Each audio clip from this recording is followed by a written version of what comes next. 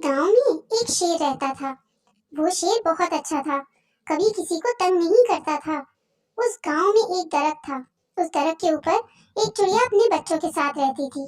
पर वो चिड़िया थी, इसीलिए हमेशा डरती रहती कि कभी शेर इसके बच्चों को नुकसान ना दे दे। इसीलिए चिड़िया हमेशा अपने बच्चों को समझाती कि बच्चों, कभी भी अपने से ताकतवर जानवर पर भरोसा नहीं करना चाहिए।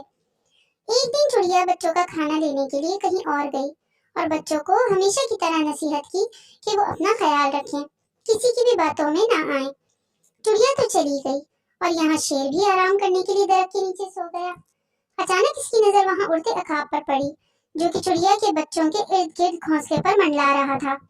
शेर समझ गया कि ये बच्चों का घोंसला गिराकर इनको अपना शिकार बनाना चाहता है। शेर ने चालाकी से एक तरकीब बनाई। इसने अकाब का ध्यान भटकाने को अपने खाने में से एक गोश्त का टुकड़ा फेंका। अकाब जैसे ही इस गोश्त के टुकड़े पर लपका, शेर ने तेजी से अकाब पर चढ़ाई कर दी और उसको मार दिया। चिड़िया आई तो चिड़िया के बच्चों ने उसको सब बताया कि कैसे शेर ने इसके बच्चों की हिफाजत की। चिड़िया ने ये सुना तो वो शेर का शुक्रिया अदा करने इसके पास गई और बोली, शेर भाई, आप वाकई जंगल के बादशाह हो और बादशाह को हमेशा अपनी राया का ख्याल होता है।